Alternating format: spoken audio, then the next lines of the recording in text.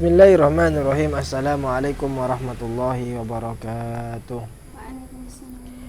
Alhamdulillah wassalatu wassalamu ala rasulillah wa ala alihi wa sahbihi wa man walah. La hawla wa la quwwata illa billah, amma ba'du. Alhamdulillah, malam ini kita bisa melanjutkan ngaji kitab Khulasatul Nurul Yaqin dalam keadaan sehat walafiat. Mudah-mudahan kita senantiasa di dalam limpahan taufik maunah dari Allah Subhanahu wa taala. Amin ya rabbal alamin. Salawat serta salam mudah-mudahan tetap tercurah limpahkan kepada junjungan kita Nabi Agung Nabi Muhammad sallallahu alaihi wasallam. Pada pertemuan kali ini tema yang akan kita bahas bersama yaitu Isra dan Mi'rajnya Nabi Muhammad sallallahu alaihi wasallam, yaitu pada poin ke-35 di halaman 43. Bismillahirrahmanirrahim. Qala al-musannifu rahimahullah wa nafa'ana bihi wa bi'ulumihi fid dharain amin. Isra'uhu utawi iki iku Isra'i Rasul sallallahu alaihi wasallam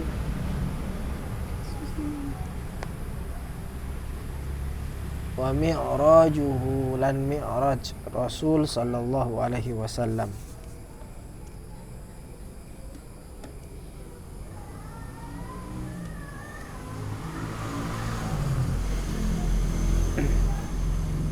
Fis sanatil hadiyata asyarata ing dalem taun kang kaping 11. Ing dalem taun kang kaping 11.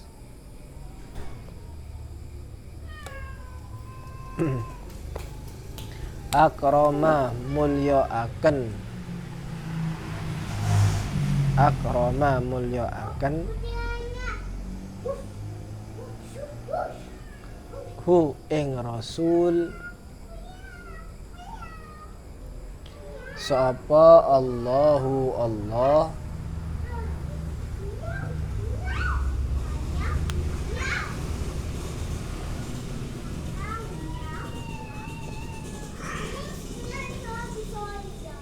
bil Isra'i kalawan Isra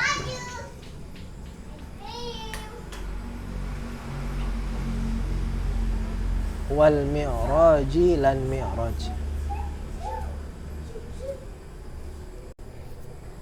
Artinya di tahun ke-11, yaitu ketika Nabi sudah diangkat menjadi Rasul. Artinya umur Rasul ketika itu umur 51 tahun. Rasul Allah Subhanahu wa taala memuliakan nabinya yaitu dengan cara Isra dan Mi'raj. Isra dan Mi'rajnya ini adalah salah satu tujuannya yaitu untuk menghibur Rasulullah Shallallahu Alaihi Wasallam karena telah dirundung oleh musibah-musibah, yaitu meninggalnya dua sosok penting yang selama ini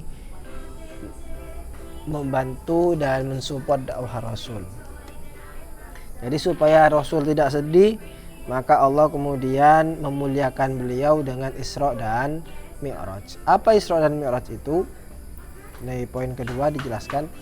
Fal Isra'u mongko utawi Isra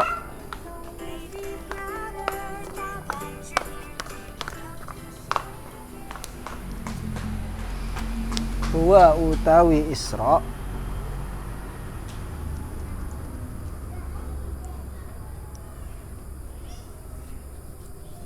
iku tawajjuhun Nabi sallallahu alaihi wasallam, budale Nabi sallallahu alaihi wasallam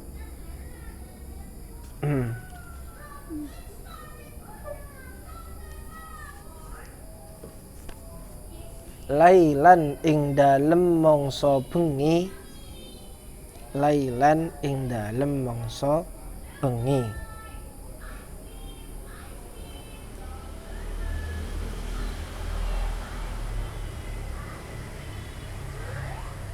Minal masjidil harami, sangking masjidil haram,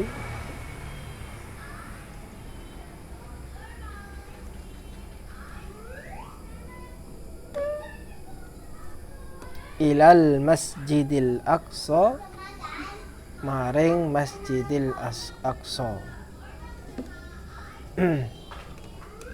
Tadi kita pertanyakan apa pengertian dari Isra. Isra itu adalah perjalanan Nabi Muhammad sallallahu alaihi wasallam di waktu malam. Jadi Isra, kata asra yusri itu artinya berjalan di waktu malam. Jadi dalam bahasa Arab itu sangat komplit. Ada masya yamshi. Masya itu artinya berjalan. Ada asaro yasri. Nah, kalau saro itu adalah perjalanan di waktu malam. Saro yasri. Dan beberapa kata-kata yang lainnya. Intinya saro yasri itu artinya jalan malam. Sedangkan ketika mengikuti wazan af'ala menjadi asro af'ala, yuf'ilu yusri, asro yusri artinya memperjalankan. Allah Subhanahu wa taala berfirman di dalam surah Al-Isra ayat pertama, Subhanalladzi asra. Maha suci Allah yang menjalankan bi'abdihi, dengan hambanya. Jadi dalam ayat ini jelas yang menjalankan itu adalah Allah. Kapan? Yaitu lailan, di waktu malam. Sebenarnya kata saro yasri itu sudah artinya berjalan di waktu malam. Siapa yang dijalankan? Bi'abdihi, yaitu hambanya, yaitu Nabi Muhammad sallallahu alaihi wasallam. Jikalau yang menjalankan itu adalah Allah Subhanahu wa taala, di mana Allah itu adalah maha kuasa atas segala sesuatu, maka tidak ada yang mustahil. Kalau cuman hanya menjalankan Nabi Muhammad SAW dari kota Mekah ke Masjidil Aqsa yang ada di Palestina, itu perjalanan 40 hari kalau naik unta. Sedangkan ini tidak sampai 40 hari, cuman hitungan menit saja, sebentar. Kenapa? Karena yang menjalankan itu adalah Allah. Allah maha kuasa. Kayak gini satu misal supaya kita lebih mengerti.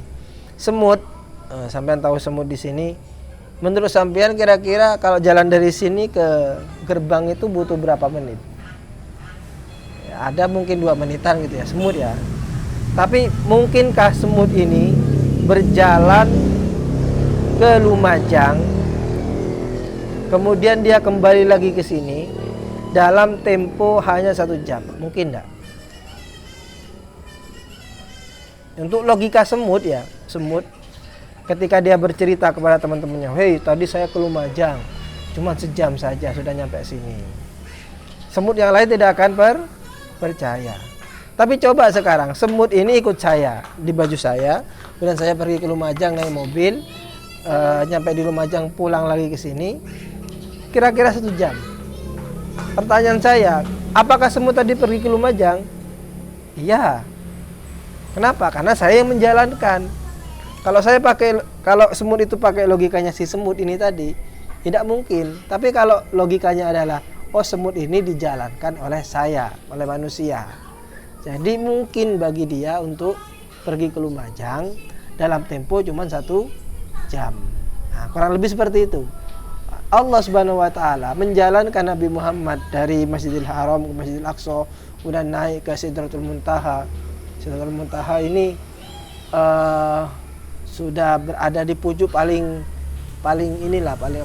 jauh dari bumi. Sidratul Muntaha. Muntaha itu artinya sudah pucuk paling ini sudah. Kalau di sini anggaplah pojok, anggaplah kalau satu misal ini ruangan ini adalah bentuk segi 4, maka paling pojoknya itu adalah Sidratul Muntaha. Seperti itu. Berarti sudah melebihi batas langit ke-7 sudah.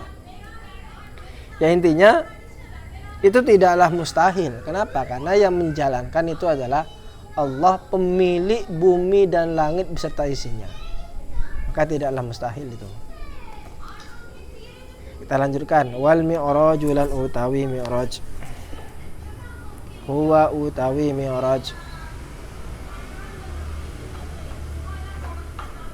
iku su'uduhu munggai rasul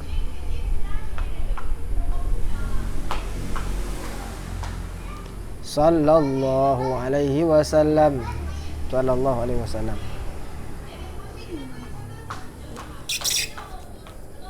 Ilal alamil ulwi, maring alam kang dhuwur, bangsa dhuwur. Maring alam bangsa dhuwur.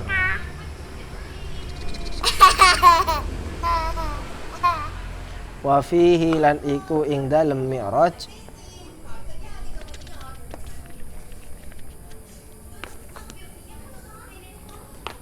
furidat dan farduakan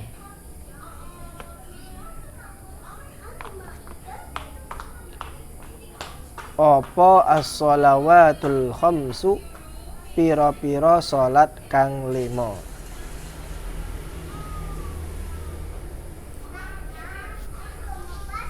Dan di dalam proses Mi'raj inilah, yaitu naiknya Rasulullah Sallallahu Alaihi Wasallam dari Masjidil Aqsa ke Sidratul Muntaha. Jadi naik Rasulullah ke langit 1, langit kedua, langit ketiga, langit keempat, kelima, keenam, ketujuh, sampai kepada Sidratul Muntaha. Nah, di setiap langit itu Nabi Muhammad bertemu dengan nabi-nabi.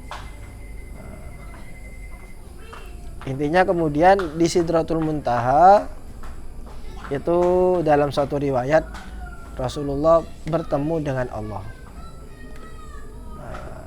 Singkatnya, dari perjalanan yang amat jauh ini ternyata Rasulullah mendapatkan oleh-oleh. Apa oleh-olehnya? Yaitu kewajiban sholat 5 waktu. Namanya perjalanan jauh, orang pasti yang ditunggu adalah oleh-olehnya. Mbak Mina jalan-jalan ke Jakarta, pulang dari Jakarta apa yang ditanyakan? Ya oleh-oleh. Mana oleh-olehnya? Ya itu. Jadi sholat ini adalah oleh-olehnya Nabi perjalanan jauh dari Mekah ke Sidratul Muntaha. Oleh-olehnya adalah sholat 5 waktu. Jadi kalau sampean tidak melaksanakan sholat 5 waktu, padahal tak oleh Nabi. Padan tak oleh Nabi. Kalau sampean bibi sampean perjalanan jauh, sampean tak oleh, nangis apa dah nangis? Nangis. Pun juga sama, sampean tak sholat berarti tidak dapat oleh-olehnya Nabi. Terakhir, wa fi sabihati lailatul Isra'i, lan ing dalem mangsa subuhe malam Isra'.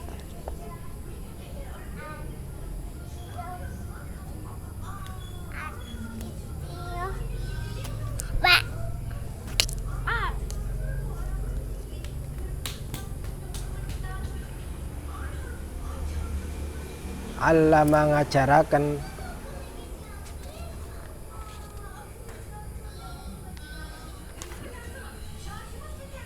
hu ing Rasul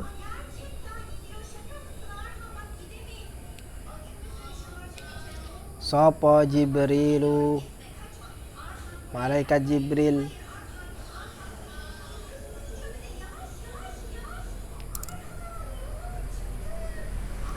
as-sholata ing salat,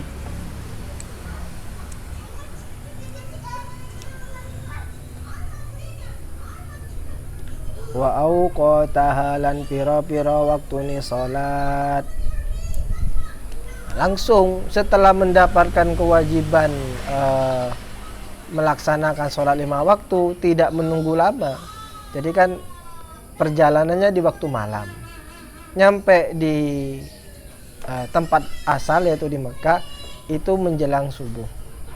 Subuhnya itu langsung diajari oleh malaikat Jibril, Nabi Muhammad diajari bagaimana tata cara sholat serta waktu-waktunya. Kemudian kita mengenal istilah ada subuh 2 rakaat, duhur 4 rakaat, asar 4 rakaat, maghrib 3 rakaat, isya 4 rakaat. Yaitu yang mengajarkan itu adalah malaikat Jibril alaihissalam. Dimulai dengan takbiratul ihram dan diakhiri dengan salam. Artinya dari pelajaran ini kita bisa ambil kesimpulan bahwa yang namanya kewajiban hendaknya langsung dilaksanakan, jangan ditunggu-tunggu. Jadi kalau punya kewajiban, apapun kewajibannya, lebih baiknya memang langsung dilaksanakan. Jangan ditunggu-tunggu. Wah, jelah dekik bayin gitu kan. Sholat satu misal, sampai sempatnya saat ini di awal waktu, maka lakukan di awal waktu.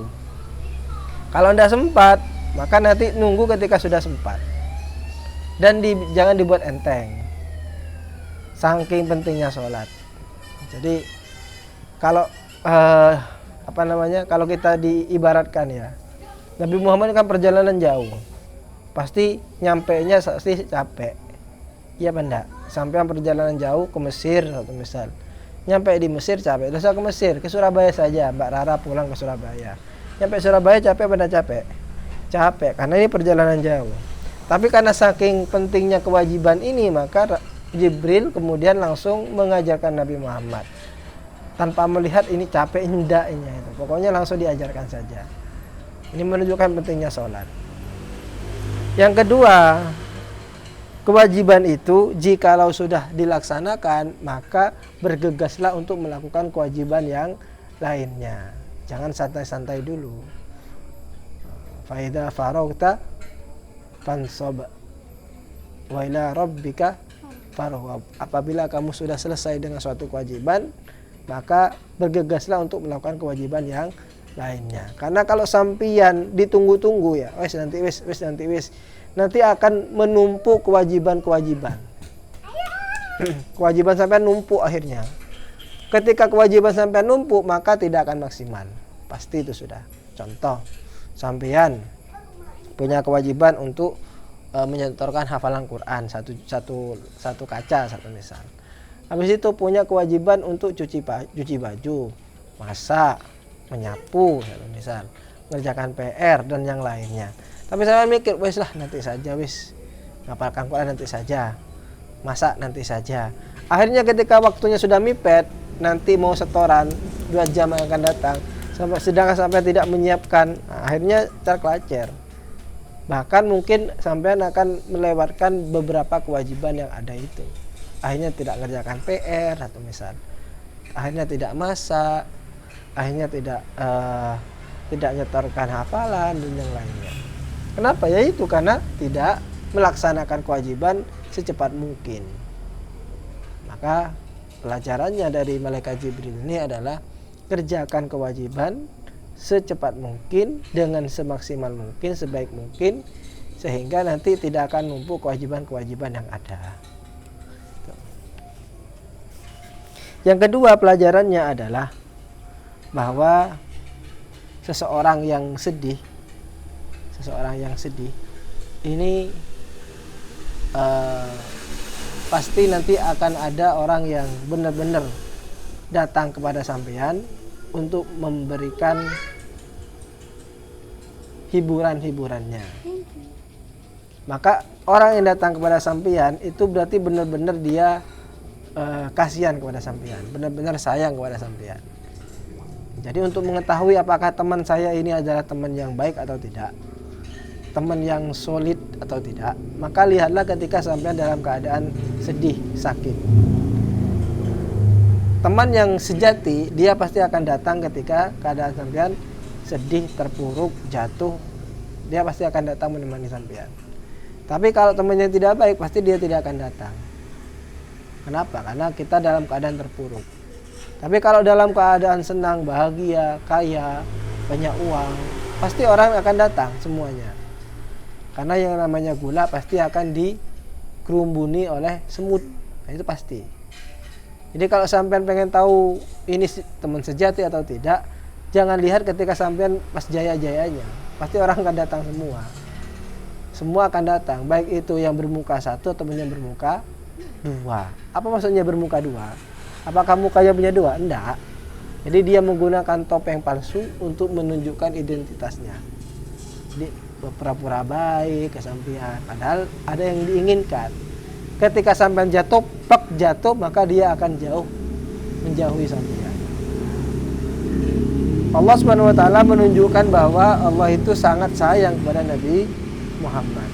Jadi ketika Nabi Muhammad dalam keadaan bersedih, maka Allah datang memberikan hiburan. Apa hiburannya? Yaitu Isra dan Mi'raj. Oleh-olehnya apa perjalanan jauh ini? Yaitu sholat. Jadi kalau sampeyan dalam keadaan bersedih ya, gundah gulana, lagi dalam keadaan intinya tidak baik gitu ya, maka datangi sholat. Karena sholat itu adalah hasil dari hiburannya Rasulullah SAW. Pasti itu sampai akan terhibur. Kalau bisa menggunakan sholat itu, memaksimalkan sholat tersebut.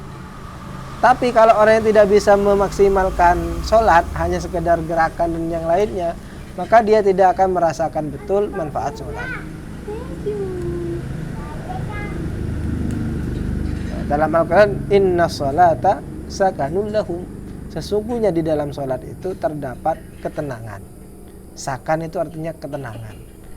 Sakana itu artinya tenang. Kemudian muncullah kata sakinah.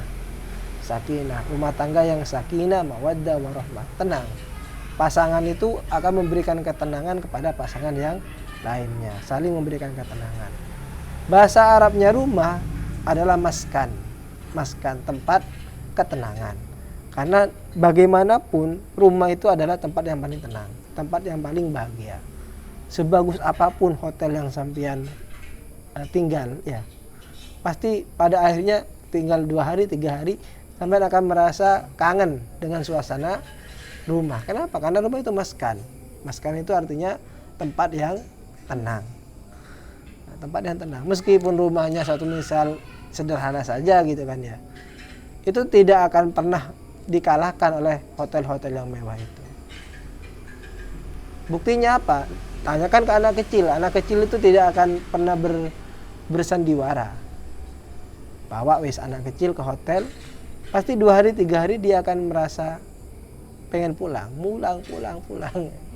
Kayak kemarin Kirana itu waktu ke Bondowoso, ke situ ke perjalanan kemarin itu kan nginepnya di hotel itu. Minta pulang, nyampe langsung minta pulang. Kenapa? Karena merasa meskipun enak gitu ya, ya ini bukan tempat saya, ini saya nggak tenang di sini. Kalau anak kecil itu tidak bersandiwara, kalau orang dewasa bersandiwara. Mungkin enak, mungkin kemudian dia bilang ini tidak enak ini, atau sebaliknya tidak enak tapi dibilang enak. Gimana tempatnya? Enak, padahal dia di dalam hatinya kayak gini gitu. Bersandiwara orang dewasa. Tapi kalau orang kecil hatinya masih bersih, dia tidak bersandiwara. Jadi rumah itu adalah maskan, tempat yang tenang. Kalau sampai pengen cari ketenangan, maka sampai bisa temukan di dalam sholat. Inna sholata sakanun lahum. Ini saja yang bisa kita pelajari. Mudah-mudahan bermanfaat. Wa akhiran wallahu muwaffiq ila aqwamit thoriq. Assalamualaikum warahmatullahi wabarakatuh. Dibaca di dalam hati dulu, nanti saya dengarkan.